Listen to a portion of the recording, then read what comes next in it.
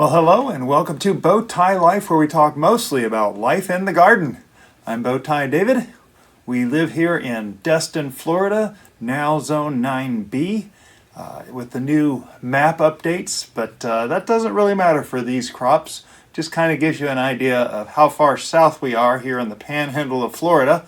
And today in this video we are going to discuss what I'm going to be planting out in seed starts for this year, and we'll be discussing here in an upcoming video some of the equipment that I use. I'm a cheapskate and I do tend to keep things on the low end, and I think a lot of us are gardening with saving money in mind, and I think I've done pretty good with that most years. Additionally, coming right up here in the next week or so, we're going to be having, and I can't believe I'm saying this, March 2024 garden tours. And those will be coming right up within the next week. In fact, by the time this comes out now, it's still a couple days away from being recorded. But still, it's getting that time of the year already. Be sure to subscribe to Bowtie Life on YouTube so you don't miss a thing. Videos come out here first before any of the other social media platforms. Those of you who have subscribed, thank you very much. You are my heroes. You've helped make Bowtie Life what it is today, and I thank you. Hi, I'm Bowtie Dave.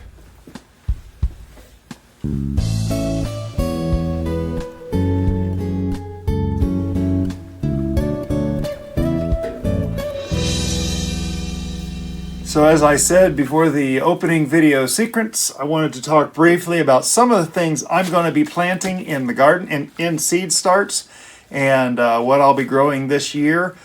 We do have another alternative that I've done this year successfully, which I'm very excited about. We did overwinter a lot of hot peppers, and we appear to have had quite a bit of success with the overwintered plants. Here you can see in this video all 9 of these plants. There's Peppadew, Dragon Cayenne, Thai Hot in here, and all 9 of these have come up with leaves on them, and they're ready to be planted out, or will be here in about a week or 2 from when this video comes out. Our weather is warming up. Our average first frost date is coming up soon. So a little bit of debate on exactly when that is. Some say the beginning of March, some say the middle of March. It varies. I'm not too worried about it because at this point we've made it past the point in February that when we get past that with no more freezes, we're probably not going to have any more freezes. We only had a couple days over a week period that got down below freezing, and that was in the end of January, and that is very normal for us. Some years we don't even get a frost, but we did this past winter. And so anyway, I am talking only about edibles, not flowers. We are going to be doing some flowers out there in the future, and I want to show you just some of the edibles that I will be planting, and these are only ones that I'm going to be using for transplant from seed starts. And now we're going to talk about in another video what supplies I use. We talked about this in the last video, making our seed starting soil. But these seeds that I've picked out here, and I have a lot of them. You can see here, I've sorted it out, hundreds of packets in various piles. There's a little bit of organization of the packets on the table here, and the ones over underneath the TV and that chair. They're kind of randomly placed around, and I know I need to plant some of them. So we'll be getting to those eventually. Some of them I actually have here. But there are a few things that we know we missed last year that I want to get going. One of the big ones that Mrs. Bowtie has been wanting is this year we both want more jalapenos. And we were very short on jalapenos last year. I do like to plant cultivars that I know what they are, and which is why I have this. This is a brand new packet of seeds that I purchased over at our local Lowe's. It says Pepper Hot Jalapeno Chili. That's all it says. I'm hoping they're a little larger than the jalapeno travelers that we got. And I do have a jalapeno I got from a friend, Captain John, back in 2020, so almost 4 years ago. These things have been packed in a paper towel, and I'm wondering if I can dig into them here and just take a look at them. I have not done that yet. Oh, they look beautiful. Looky there. They have nice color to them. They've been secure in this paper towel for, wow, almost 4 years, 3.5 years. And they've been waiting to be planted. I do remember going over to Captain John's place, and he had some beautiful big jalapeno plants. So I'm kind of excited to finally get these in soil. Now, as far as the age of the seeds, these are 3.5 years old. And one of the YouTube channels I like to follow, Roots and Refuge, you hear me talk about them a lot all over my channel. She says the only seed guaranteed not to germinate is the one you don't plant. And so I don't really care that these are 3.5 years old. Pepper seeds actually will keep a number of years. I don't think this is going to challenge its germination rate, though it will maybe reduced by a little bit. I will probably plant double seeds in the cells when I put these up. These are brand new ones. I'm going to do one per cell with these brand new ones that I just got from Lowe's. Good grief, I want to say it was last week. It wasn't very long ago. So another thing that I'm going to be trying again.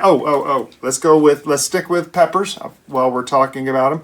I do have a few more of the original Peppadew plants. Now, there's 3 Peppadew plants over in those overwintered peppers that look like they're going to survive.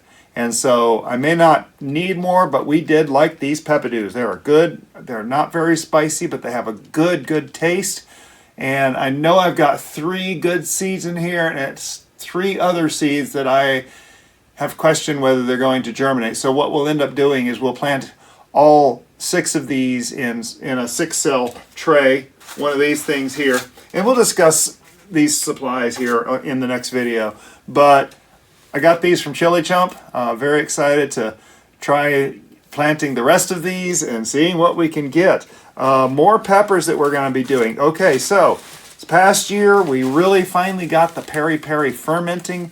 We loved the flavor of those things. In fact, we did a video on the peri-peri fermenting brine that came from our peri-peri peppers being fermented, and it was a wonderful taste. Got a motion sensor light over here. We'll try to avoid that thing turning off again. Another thing I would like to get is, I would love to have a second Tabasco plant. I'm hoping our first Tabasco plant that we had down in the west end of the pepper bed, I'm hoping it will come back. It very well could, but in case it doesn't, I want to have some backups. If it does, I want to have at least one other Tabasco plant. If you saw how those Tabascos grow, they are prolific. I got tired of harvesting hundreds and hundreds and hundreds of Tabasco. In full disclosure, it was exhausting. They're small, but they do taste good. Love the Tabasco. So if it doesn't survive, I'll have at least 2 more to plant out, if not a 3rd one. And I could actually use with more Tabasco peppers in our ferments. It is not as hot as some of the other peppers, and that big 2-gallon batch that we fermented a few months ago probably could have done with a pile of a bigger pile, I should say, of Tabasco peppers, just to kind of cool it down a little bit. Another very big favorite was the Scotch Bonnet Yellow, and we loved our Scotch Bonnet. I was a little short. I would like to have one more plant out there. I had way too many Fatali last year, and I did pull out one of the Fatali plants, one of the big Fatali plants, and I intend to replace it and maybe even squeeze another one of these Scotch Bonnet. This is the Jamaican spice pepper, but the Scotch Bonnet Yellow, I want to try to squeeze in 2 of these into that bed and try to get just a little bit more of those. We do like those. Finally, we have a collection of peppadew seeds that I harvested myself. I've got these seeds here. If these don't germinate, which it is a possibility that they don't germinate, it's possible, okay, folks? If they don't germinate, look at, I have hundreds of backups here to plant instead. So here's the thing, timing on planting, and this is a really good point. We do, as gardeners, experienced gardeners, try to plant out our seeds at the right time ahead of the last frost of the winter. And you can find that, I know that used to be, occasionally you can go to Google and just say last frost and then your zip code or your city name, and you can find out when it is. Sometimes it doesn't work on Google. You have to go to one of the farmer's almanacs to find it, but you can Google it and it'll tell you where to go to find that last frost date. But when you look at that last frost date, you count back. Like, let's take this sage, for example. This is a sage plant, and it says that it takes 10 days to germinate. 6 to 8 weeks before, and actually this, in fact, this particular seed pack says it takes 6 to 8 weeks before last frost. And yeah, the backs of these packs are normally very helpful. So that kind of gives me an idea. 6 to 8 weeks. Well, you look at the calendar, you find it when your average last frost. Now, average last frost, that's not guarantee.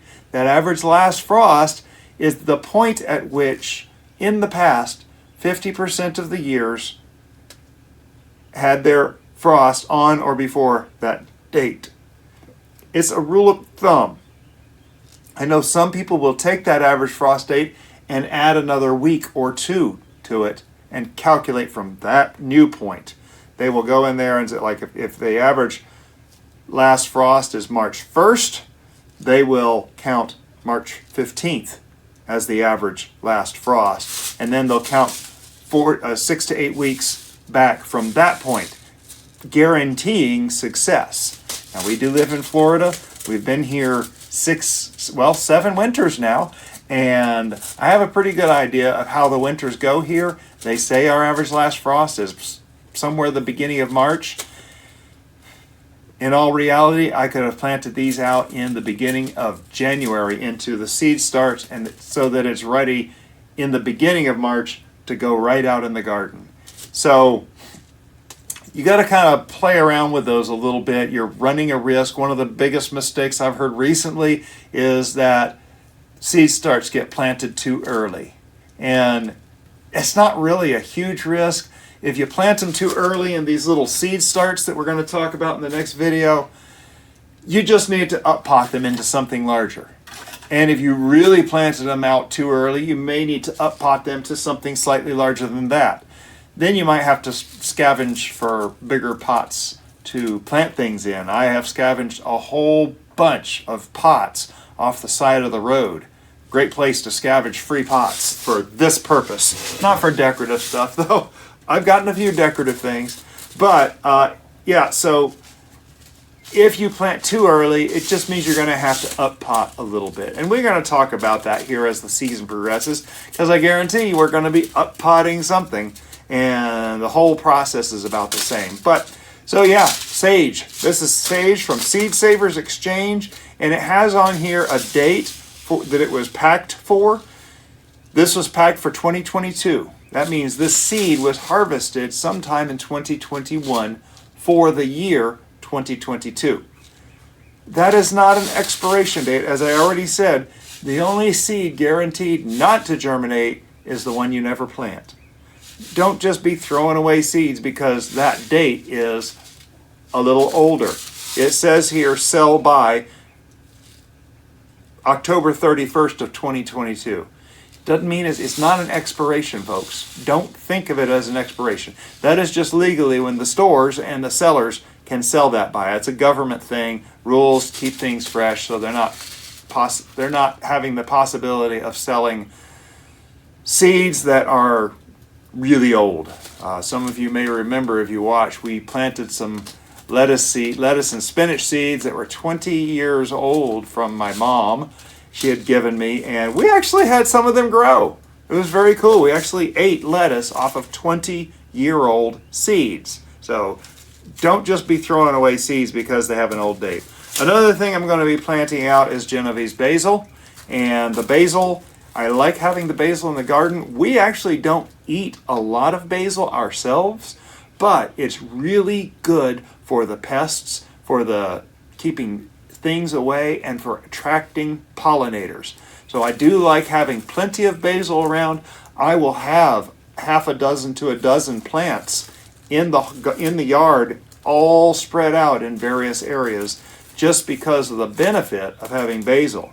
There's a few other things. Obviously, the sage is another beneficial because of the same thing. There's a few other herbs that we're going to be planting here shortly that same purpose. Mainly, we're going to be trying to plant them around and attract pollinators, get rid of pests, and things like that. So the next thing that I'm going to mention here, and we did this last year, we planted out a whole bunch of onions. We had just a very few that survived the winter simply because I'm not a great gardener. I don't know what else to say. Onion seeds are known to not last as long. These seeds here are for the year 2022. So these are a couple years old. These seeds here, I'm looking at the back, these were for last year. A few I found laying around. Now, I tried to use up all my onion seeds last year. Obviously, I wasn't successful. This is another pack from last year. From last year. And so is this. Another pack. Actually, I can't even read the date on this Texas Grano. I did go buy 3 new packs of onions because after my failures, I did have a lot of failures because they were old seed. They were 2 or 3 year old seed. And after those failures, I decided I was going to be a little more focused on getting newer seeds. I have more Texas Grano, Granix Yellow, PRR Hybrid, and Red Burgundy. Those are my pretty much standards. These ones from before. Now this is a Granix Yellow PRR Hybrid. Same thing. Sweet Spanish Yellow Utah Jumbo. I wonder if that'll even grow here. And more Texas Grano. That's kind of a standard. So when you're talking about onions, there's 2 or 3 basic kinds. There's short day, long day, and there actually is an intermediate day in between. The short day onions will start bulbing out when there are like 10 hours of sunlight. Now, it is not initially intuitive. You think, okay, where would I have the shortest day? The southern United States or the northern United States? And right off the top of your head, a lot of people would say, well, that's up in the north. Well, no, it's in the south. The south has kind of a same length of day most of the time. The long day onions will go up north where you have 14 to 16 hours of sunlight. To keep that straight, in fact, think about the North Pole. The North Pole in some places has 24-hour days. The days get longer and longer and longer the further north you go. And so I have to think about that about once or twice a year. I have to remind myself, okay, short day goes south, long day goes north. Intermediate is kind of through the middle of the states. Tennessee, Colorado, those kind of areas can do intermediate day seeds. And it depends on the amount of sunlight that's shining on these things bulbing. Now, don't get me talking about bulbing onions because I still am learning. Last year's harvest weren't that great. I'll admit. I'm going to get it right one of these. Hey, I just got cauliflower for the first time in 4 years. I'm very excited about that. I'm still learning, and you're welcome to join me along as I learn these things. I am doing these bunching onions. I got these from Ace Hardware a while back. I'm looking for where they're packed for 2022. And I've heard about these bunching onions. Now I do have the Egyptian walking onions, and I do enjoy those because they propagate themselves so well. They have a good flavor. But I have this package of seeds, found them in my stuff, gonna plant them. So another major category of stuff I'm going to be planting is tomatoes. And this is the tomato pack I bought from the daughter of Dave the Good, and it is the Everglades tomato. It is an indeterminate, and it produced like mad. In fact, I just saw Jera's Garden. She has a seed supply website, and she just talked about these, had a couple of videos about these Everglades tomatoes growing in Florida and how prolifically they produce. When I got these in the ground, it was a little late in the year, maybe early summer, and I didn't have a lot of production over the hottest part of the summer, but when it got around to the fall, oh my goodness, this stuff produces, and produces prolifically. It produces these little tiny cherry tomatoes that are delicious, very juicy, and are great on salad and so forth. Now, there's probably a dozen seeds in here, and I'm probably going to try to plant these dozen seeds. I'm curious. Ooh, and they are very small, but, oh, there's more than it. There's probably 2 dozen here, so I don't know if I'm going to plant that many. Frankly, I had 2 plants last year, and they, like I said, were prolific. They produced so much. I could only pick so much. And we ate what we could, and we actually ended up composting some of them, probably about 10% of them. But just in case, though, I have more Everglades tomatoes. These will be probably not for this year. These will probably be for next year.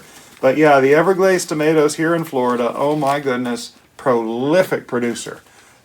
Speaking of a prolific producer, this is one that I bought, I want to say a couple of years ago. I can't read I think it says for 2023, so I probably bought it last year.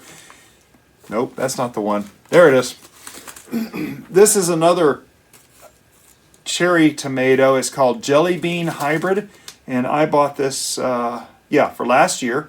And you can see there, it produces these long strings of small cherry tomatoes. And I'm just curious how it's going to work. I do have this container, this package of seeds, and it's going to be another one of those I'm just going to try to start chipping away at. I feel there's a lot of seeds in here, more than I need. I'll plant 6 or 12 of them. I'll probably double up in the starting cells. So this is another one that we really like, a Super Sweet 100 VF Hybrid tomato. I bought this at Lowe's. This was for last year. Yes, last year. And we do like our Super Sweet 100s. We didn't grow the VF until last year, and they actually did just fine. I was very pleased with them. So it is a hybrid seed. I wouldn't collect seeds from these. For as cheap as the packet is, $2.49, that seed packet will last me 3 years. So I'm not really too worried. About $2.49 for 3 years worth of seeds.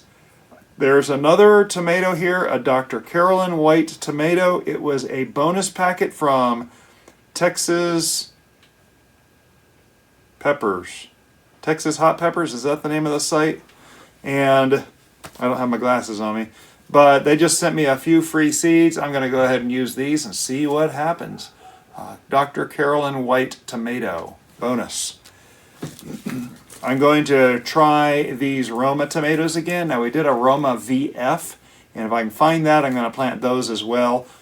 This is another one of those packets I got for a couple of years ago. I bought these from Ace Hardware, 2 years ago, and I want to try getting these to grow again. Not sure what the VF stands for. If you know, put in the comments below. Another thing that we really like is the Nebraska Wedding. In fact, this is one of our absolute favorites. It doesn't grow great here because of the heat last year. We got a few of them, and they were delicious. We do like the flavor of this Nebraska Wedding. It's kind of an orange tomato, yellowish orange tomato, and they are delicious. They could do for a slicer, for a sandwich. They can do you could probably add it to your Roma tomatoes for your pasta sauce. It would be a nice flavor addition to that profile. So those are the things I'm going to seed start here in this little series. We're not going to talk about everything I seed start as far as sitting there putting seeds in the ground, because it does get a little monotonous watching someone plant seeds. We are, however, going to be planting stuff directly in the ground. We do have watermelons, we have sunflowers, we have cantaloupe and corn that we're going to be planting out in the next few months that will be planted directly in the soil. We're not going to do seed starts with those. Some plants do okay as seed starts. Some plants aren't great. Some plants are so robust and growing, you don't need to do seed starts. Just stick them in the ground, they will take off. One of the big ones for this year is loofah. And we're planting it on that trellis in the back center of the yard along the fence, and I'm kind of curious to see how they do because I have a feeling they're going to skyrocket and take off. So we'll be hopefully overrun with loofah this year. We won't have to grow them again for another few years because loofah last a while. We'll be giving them away. I'm hoping. So thank you for following along today. And we probably will be talking about more seeds that I'm planting out. Be sure and watch the garden tours. Those have a lot of the different cultivars that I plant throughout the year. For those of you who have subscribed to Bowtie Life on YouTube, you are my heroes. I thank you so much for making Bowtie Life what it is today. We're working hard to grow to the next level, and of course when we get to that next level, we'll be able to do so much more. So your support in watching these videos is so appreciated. I thank you all. For those of you just finding the channel, YouTube, Bowtie Life on YouTube, for the first time, this is my own personal journal of everything going on in the garden. With my ADD brain, I've tried journaling, photography, I've tried an app, I've tried a few different ways, but making these videos really speaks to me the best. In fact, as I'm working around here in the morning, getting my day going, getting dressed and so forth, I actually will play my videos on the TV and watch them, and a lot of times I'm reminded of something I have to do, and I'll go take a 5-minute break and take care of that and then get back to what I'm doing. So yes, these are very much my own personal journal, and you are so invited to join me. So be sure to subscribe to Bowtie Life on YouTube so you don't miss a thing happening in the garden as we document everything I can. Another way you can really help grow the channel is by clicking thumbs up on this video. That shows Google and YouTube that this is a video with something to contribute, something worth watching. Maybe it inspired you or helped you learned something from it. And clicking that thumbs up is very important. Even more importantly, sharing it on your social media pages is one of the best ways that you can help grow Bowtie Life. It is I can't even explain in just a few minutes how much that is very important. But you want to share these with friends that are looking for inspiration to get their seeds in soil and get going for the new year. Thanks for joining us. Have a blessed day.